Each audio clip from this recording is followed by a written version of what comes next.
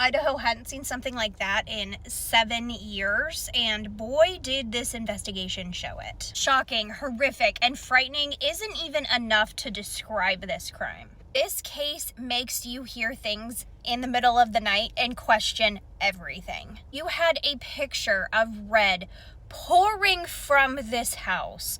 That's how horrific it was. There is just no words. And so when investigators went into that house, they had no idea what they were up against. I think they saw Xana and I think they saw Ethan and they thought, oh my goodness, this is unprecedented. And then they found Maddie and Kaylee. I don't think they could comprehend what they were seeing. Even a police officer says those exact words. It wasn't registering. It wasn't fully sinking in. This is one of the biggest crimes of the century. In the first days after this unalivings happened, they had immense pressure. This small Moscow, Idaho police department was now faced with one of the biggest crimes, and the FBI was getting involved. The state was getting involved. You have that plus the intense media that was around this case, and everyone wanted an arrest, and they wanted it now. University, the town, there was kids not wanting to go back to school after break because they didn't know if they were safe or not. On top of that, Moscow, Idaho was losing their revenue because this college town was their biggest source of money. So in the investigators' mind, it was go, go, go, get. We have to find the person who did this. So early on, it was the biggest thing just to clear the people around. And you had a lot of people to clear. You had a whole campus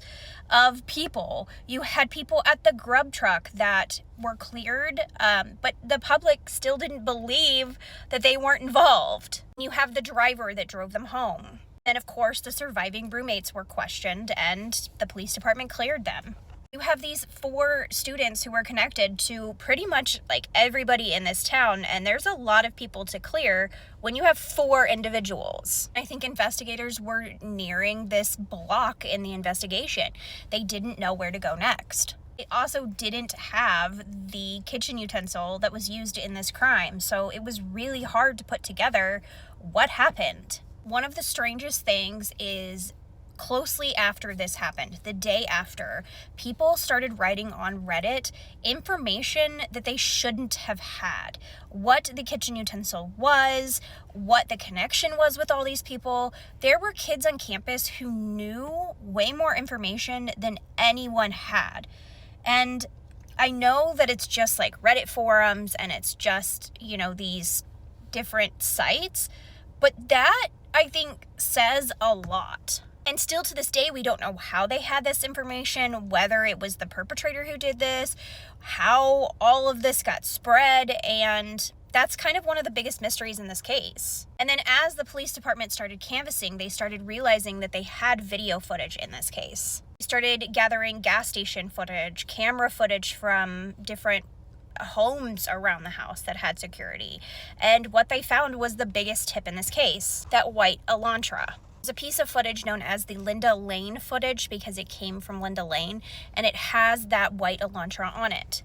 It was seen on this footage multiple times between like 3:30 and 4:30. So you have this white Elantra basically circling around the area and then hightailing it at a very large speed out. So the police put out a call out for information on this vehicle. But just like every detail in this case, that footage has been scrutinized a lot. Whether it's that it doesn't look like a white Elantra, whether it's that it doesn't seem to be going in the same direction, or it's even going backwards.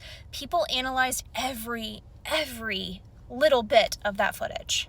Then they started getting the cell tower pings around the King Road house. Many phones pinged in that area that night at that time. And later we discovered that there was one phone that was turned off from the amount of time that it took for this crime and then turned back on after. It was turned off at 2:47 and then turned back on at 4:48.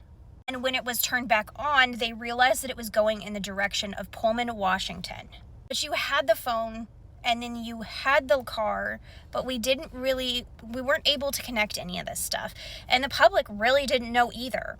So then we get the biggest breakthrough that kind of tied everything together, and that was the DNA. Police, shortly after they found out this crime, they had found a kitchen utensil case. This case, which I can't say the word of, but it was leather, and it had a button on it, and on that button was DNA. A single male DNA profile. The FBI took this, they went through genealogy, and then they gave it back to Moscow, and they said, here is a tip. Now, in a regular circumstance, the FBI hands you something, and they says, here's a tip for your investigation. And what those investigators are supposed to do is use that tip to help corroborate their story. But in this case, it was their whole story. It was their whole suspect. That DNA came back to Bryan Kohberger, and then they made everything else fit, which isn't really the right thing to do in an investigation, but here we are. Now, I'm going to get very deep into this more in my DNA video, where I talk about the DNA that was on the case and everything that happened afterwards. But for right now, they got that. It led them to Bryan Kohberger, a 28-year-old PhD student at the University of Washington. He lived in Pullman, and he drove a white Elantra. And when the news of him being a criminology student came out, it was like, okay, we're going to focus on nothing else but him being a criminology student. And that kind of made his defense very, very hard. By December, it was found that Bryan Kohberger was pulled over multiple times, and he was on his way back to his parents' house across the country. Surveillance teams took stuff out of the trash and matched it to the DNA of Bryan Kohberger. It came back, boom, boom, boom, and you have Bryan Kohberger being arrested. Now, I'm going to get deep in my DNA video. I just wrote it. I'm telling you, this is going to go super, super, super deep into the DNA, the case, how the FBI found it, how the FBI made some mistakes getting there. We're going to get all into that. But right now, I'm going to end this video talking about the investigation. In my next video, we're talking all about Bryan Kohberger. Some details about him, how this all matches up, and how they found him. So please, please join me for that tomorrow. If you like this series or you want to keep hearing more, please click the follow button and let me know in the comments, because this is my second deep dive and I'm really enjoying it. But tell me what you think below. I will see you tomorrow.